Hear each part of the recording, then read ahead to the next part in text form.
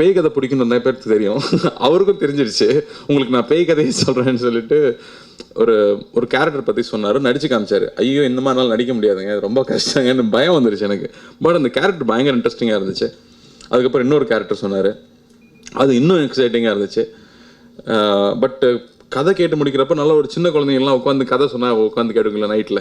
அதே கதையை நம்ம 10 நாள் சொன்னாலும் கேட்பாங்க. அந்தளவுக்கு இன்ட்ரெஸ்டிங்காக ஜாலியாக கேட்குற மாதிரி ஒரு கதை.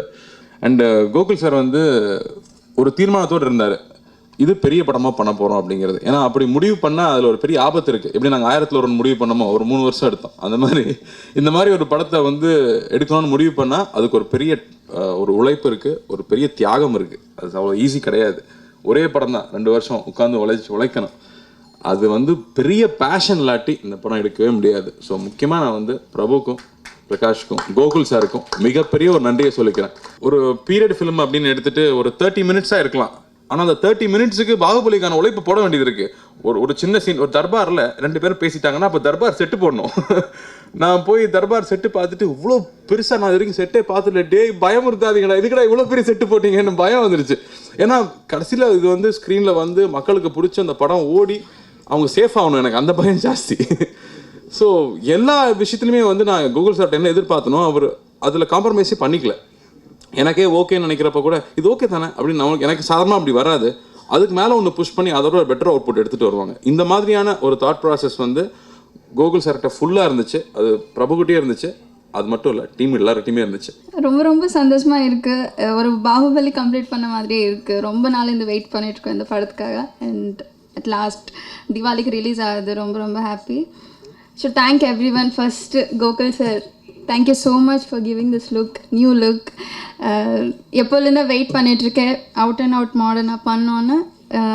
அந்த கோரிக்கை இதில் நிறைவேறிச்சு. ரொம்ப சந்தோஷம். And Karthi sir, really sweet person, very sincere, very dedicated, very hard working. ரொம்ப இன்ஸ்பயர் பண்ணிருக்கீங்க நீங்கள். ஒரு சுச்சுவேஷன் இருந்தது, he help me out really well. நான் சொல்ல மாட்டேன், அது சொன்னால் கதைக்கு சம்மந்தப்பட்ட ஒரு விஷயம் தெரிஞ்சிடும். So I don't tell that. But thank you so much for the support and you are very cooperative. தமிழில் நம்ம ஹிஸ்டாரிக்கல் மூவி பண்ணும்போது கொஞ்சம் ஒரு சீரியஸ் டோன்லேயே நம்ம பார்த்து பழகியிருக்கோம். அஃப்கோர்ஸ் அது அச்சீவ் பண்ணது பெரிய கஷ்டம். எனக்கு ஒரு மம்மி மாதிரியோ மேட்ரிக்ஸ் மாதிரி இந்த மாதிரிலாம் பல விஷயங்கள். இப்போ மம்மியில் பார்த்தீங்கன்னா ஒரு பயங்கர ஃபன் ஆஸ்பெக்டும் இருக்கும், அதே சமயம் சிஜி எல்லாமே இருக்கும். ஸோ இந்த 2 விஷயமும் கலந்து பண்ணியிருக்காங்க கோகுல் சார். அது ஒரு பெரிய என்டர்டெயின்மெண்ட் ஃபேக்டராக இருக்கும் நான் நம்புகிறேன். இந்த 2 நாள் முன்னாடி கொடி ஆடியோ லான்ச் ஆச்சு, அதுக்கும் ரொம்ப சப்போர்ட் பண்ணிங்க. இன்றைக்கி காஷ்மீர் ஆடியோ லான்ச். இதில் ஒர்க் பண்ண எல்லா சிங்கர்ஸ், மியூசிஷியன்ஸ் எல்லாருக்கும் ஒன்ஸ் மோர் நான் நன்றி தெரிவிச்சுக்கிறேன். எங்களை சப்போர்ட் பண்ண எல்லாருக்கும் ரொம்ப நன்றி. இந்த படத்துக்கு எனக்கு ப்ரொடியூசர் தான் ஹீரோ. ஆக்சுவலாக நான் இவ்வளோ பெரிய பட்ஜெட்டில் நான் போய் கதை சொல்கிறேன், முதல்ல என்ன நம்பணும். இதுக்கு முன்னாடி நான் அந்த மாதிரி படம் பண்ணலை. இது எனக்கும் இது ஒரு அட்டெம்ப்ட் தான். ஸோ என்னை நம்பி அவர் என் மேலே ஒரு ஃபுல் ட்ரஸ்ட் வச்சு இந்த படம் பண்ணதுக்கு பிரபு சாருக்கும் பிரகாஷ் சாருக்கும். அவர் ரொம்ப அமைதி, பிரகாஷ் சார் எங்கேயும் வரமாட்டார். அண்ட் இவங்க 2 பேருக்குமே என்னுடைய நன்றியை தெரிவிச்சுக்கிறேன். இந்த படம் ஒரு விஷுவல் எக்ஸ்ட்ராவகன்ஸாக வரணும்னு தான் நான் ஆரம்பத்துலேருந்தே பிளான் பண்ணேன். எனக்கு சினிமாட்டோகிராஃபி அவ்வளோ பிடிக்கும். இந்த படம் இந்த சப்ஜெக்ட் தான், ஏன்னா கண்டென்ட் தான் டிசைட் பண்ணேன் என்ன மாதிரி விஷுவல்ஸ் கொண்டு வரணும்னு. இந்த சப்ஜெக்டில் அந்த ஸ்கோப் இருந்தது.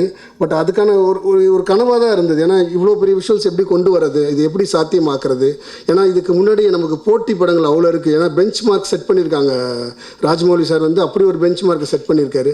ஸோ நம்ம அதில் ஒரு கொஞ்சமாவது அட்லீஸ்ட் அவர் பண்ணதில் ஒரு 20% 30% நம்ம பண்ணணும். அது எப்படி பண்ண போகிறோம் அப்படின்னு யோசிக்கும் போது ஓம் பிரகாஷ் என் கூட ஜாயின் பண்ணார். வித்தவுட் ஓம் பிரகாஷ் இந்த மாதிரி ஒரு ஸ்டன்னிங் விஷுவல் என்னால் நினச்சி கூட பார்க்க முடியாது. நயன்தாரா இந்த கேரக்டர் ரத்ன மகாதேவின்னு ஒரு கேரக்டர் ஃபிக்ஸ் பண்ணும்போது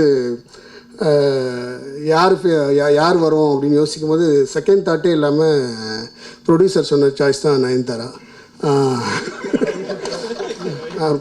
ஹீரோ மாதிரி இருப்பார் அவர், பாருங்கள். அண்டு மற்றெல்லாம் நீங்கள் எழுதிங்க.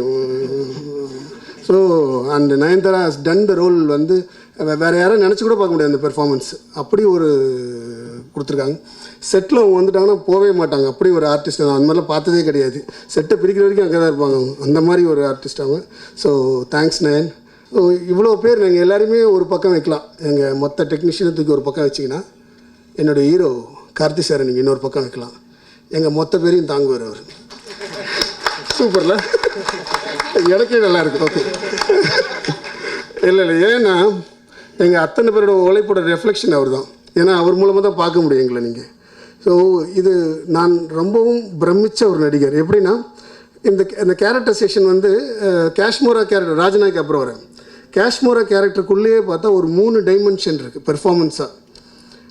அவர் கேட்டுகிட்டே இருப்பார், அந்த ஹிஸ்டாரிக்கல் என்ன பண்ண போகிறோம், அந்த ஹிஸ்டாரிக்கல் என்ன பண்ணணும். நான் சொல்லுவேன், அது ஹிஸ்டாரிக்கல் பண்ணுவோம், இந்த காஷ்மீரை முதல்ல என்ன பண்ண போகிறோம் அப்படின்ற மாதிரி. ஏன்னா அந்த கேரக்டரைசேஷன் இஸ் நாட் ஈஸி. ஒரு பெர்ஃபார்ம் பண்ணுறது அது இட்ஸ் நாட் ஈஸி. படம் பார்க்கும்போது புரியும். அதில் ஒரு 3 டைமென்ஷன் ஆஃப் ஆக்டிங் வருது அந்த கேரக்டருக்குள்ளே. ரொம்ப சாதாரணமாக பண்ணிட்டார், கேவலப்படுத்திட்டார் என்ன. செட்டில் பார்க்கும்போது அவ்வளோ சொல்லி நம்ம பொதுவாக நான் வேறு பயங்கரமாக நடிச்சலாம் காட்டின்றப்பேன் ஸ்பாட்டில். ஒன்றும் அங்கே வேலை இல்லை. அப்படியே பார்த்தார் அவர் பாட்டு பின்ன ஆரம்பிச்சிட்டார். ஒரு ஸ்டேஜுக்கு அப்புறம் அவர் காஷ்மீராவாக மாறிட்டார். அதுக்கப்புறம் நாமளே சரி விட்டோம், இது ஓகே இனிமேல் நமக்கு இன்னும் வேலை இல்லை அப்படின்ற மாதிரி விட்டோம்.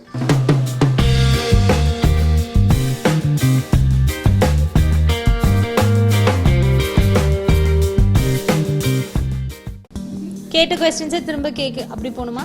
நான் எல்லா ஷோவையும் மறந்துடுவேன். அப்படி சொல்ல முடியாதே, ஒரு ஷோன்னு எல்லா ஷோவுமே பிடிக்குமே. நான் இதுக்கு ஆஸ்திரேலியா பார்த்ததில்ல, நிறைய இடம் பார்க்கணும். ஈஜிப்ட் பார்க்கணும், சவுத் ஆஃப்ரிக்கா பார்க்கணும். ஆகவே இல்லை, நான் இது திரும்பவும் எங்கேருந்தோ வந்த ஒரு வதந்தி தான் நினைக்கிறேன். அப்பெல்லாம் ஒன்றும் பார்ப்போம், செவ்விலே விட்டடிப்பாங்க எங்கள் ஸ்கூலில். கிடையவே கிடையாது. இட்ஸ் லைக் ஒரு சர்க்கிள் தான். வெளியே தளபதி சொல்கிற மாதிரி ஜெயிக்கிறவங்க தோப்பாங்க, தோக்குறவங்க ஜெயிப்பாங்க. அப்படியே இட்ஸ் அ சர்க்கிள் தான்.